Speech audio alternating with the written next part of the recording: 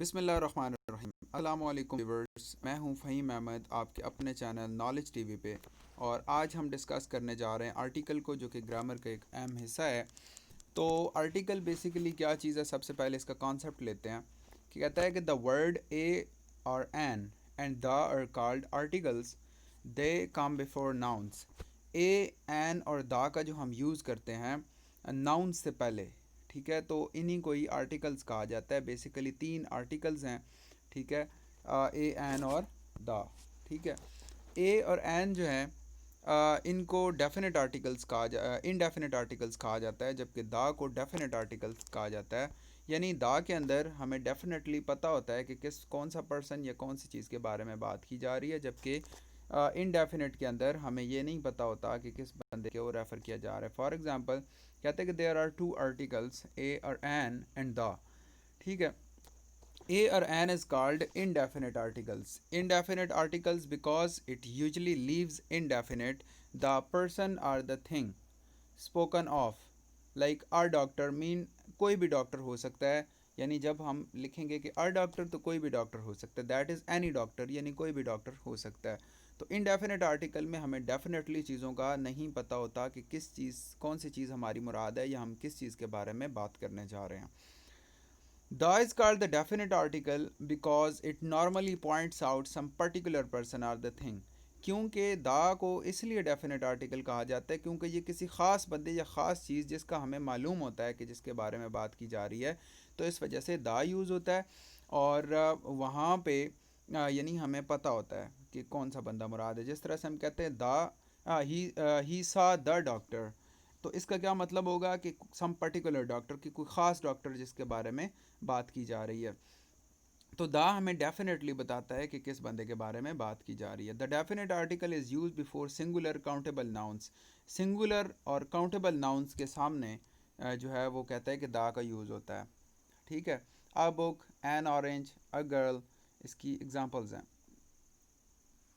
Okay, so the next thing is the definite article is used before singular countable nouns, plural countable nouns and uncountable nouns. For example, uh, the book, ठीक है, the books, the milk, ठीक है। तो countable और uncountable, जैसे milk यहाँ पे uncountable है तो इसके साथ भी दा लगा हुआ है, और द बुक्स जो है ये प्लूरल है और द बुक ये सिंगुलर है, तो सब के साथ हम द को यूज़ कर सकते हैं, अलबत्ता हमें डेफिनेटली चीज़ का पता हो। अब थोड़ा सा हम देखते हैं कि ए और एन का जो यूज़ है, इनडेफिनेट आर्टिकल्स ये किस तरह से यूज़ होते हैं और कहाँ पे हमने ए यूज़ करना है और कहाँ पे हमने एन यूज़ करना है। तो यहाँ पे एक बहुत ही इम्पोर्टेंट चीज़ जो याद रखने की है वो ये है कि ए, ई, आई, ओ, यू जो 5 बेसिक वावल्स हैं, जहाँ पे इनका यूज़ आ जाए वहाँ पे हमने क्या करना है, जहाँ से भी जो भी वर्ड्स इनसे स्टार्ट हो रहे हो हमने उनके साथ एन लगा देना है, अदरवाइज़ हमने ए लगाना है। लेकिन सम टाइम ऐसा होता है कि कुछ वर्ड्स ऐसे होते हैं जो शुरू तो वावल से हो रहे होते हैं लेकिन साउंड वो कॉन्सोनेंट की दे रहे होते हैं। जैसे यूनिवर्सिटी, तो हम एन यूनिवर्सिटी नहीं कहते, हालांकि यू तो वावल है, लेकिन यू और एन की साउंड जब मिक्सअप हो जाएगी तो वो क्या बन जाएगा, एक डिफरेंट साउंड बन जाएगी, यानी कॉन्सोनेंट साउंड बन जाएगी, वावल साउंड नहीं रहेगी। That's why we call it, we use an rather than a, ठीक है। द चॉइस बिटवीन ए और an is determined by sound, यानी साउंड पे बेस्ड होती है। Before a word beginning with a vowel sound an is use, ठीक है। जहाँ पे वावल साउंड आएगी वहाँ पे एन यूज़ होगा। जैसे an S, an enemy, an ink pad, an orange, an umbrella, an hour, an honest, ठीक है। तो इन सारी एग्जांपल्स के साथ कहता है it will be notice that the word hour, honest, here begin with a vowel sound, यानी vowel sound से तो शुरू हो रहे हैं। As the initial consonants H is not pronounce, यानी यहाँ पे इनके जो इनिशियल्स हैं एच जो लगे हुए हैं ये प्रोनाउंस नहीं हो रहा, ठीक है। तो अब एच जो है बेसिकली तो कॉन्सोनेंट है, लेकिन यहाँ पे चूंकि एच साइलेंट है तो ओ की साउंड यहाँ पे आ रही, ऑनेस्ट, आर, ईयर, ठीक है। तो इस तरह इनके साथ भी फिर एन ही यूज़ होगा। नेक्स्ट है कि before before a word beginning with a consonant sound A is use, ठीक है। जहाँ पे कॉन्सोनेंट साउंड के साथ कोई वर्ड स्टार्ट होगा, यानी ए, ई, आई, ओ, यू के अलावा, तो वहाँ पे फिर क्या होगा कि हमने ए लगाना है। जैसे a boy, a reader, a women, a yard, a horse, a hole, also a university, a union, European and eve, जैसे कि मैंने पहले आपको बताया, यूनिवर्सिटी, यूनियन, यूरोपियन, इन ये लगे हुए तो वावल्स ही हैं स्टार्ट में, लेकिन क्या है, ये जब एन के साथ मिक्स हो रहे हैं तो उनकी साउंड ऐसी बन रही है, या यू के साथ जो है वो मिक्स हो रहे हैं तो इनकी साउंड ऐसी बन रही है कि यानी कॉन्सोनेंट साउंड दे रहे हैं। दैट्स वाई इनके साथ हम जो है वो वावल यानी ए का यूज़ करते हैं, ठीक है। तो इसके बाद है हमारे पास, because these words university, union etcetera begin with the consonant sound, the of U, ठीक है। Similarly we say a 1 rupee note, a 1 rupee note, like यहाँ पे भी ओ और एन की साउंड मिक्स हो रही है, such as a one eyed man, ठीक है। बिकॉज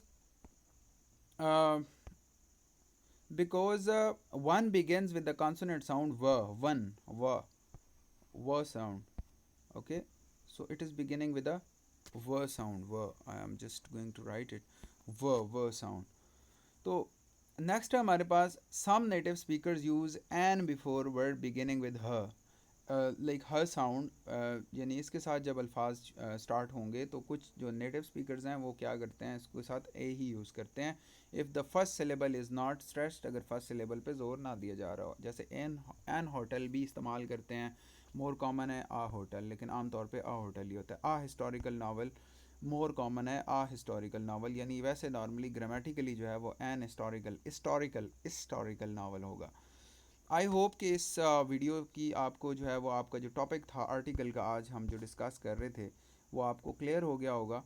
और कमेंट सेक्शन में ज़रूर आगाह कीजिएगा, नॉलेज टीवी को लाजमी सब्सक्राइब कीजिए और हेल्प कीजिए इस चैनल को ग्रो करने में। इंशाल्लाह इसी तरह के जो बेसिक ग्रामेटिकल कॉन्सेप्ट्स हैं और उनको मैं सिंपल से सिंपल वे के अंदर आपके सामने लेके आऊँगा। तब तक के लिए आप लोगों का बहुत शुक्रिया।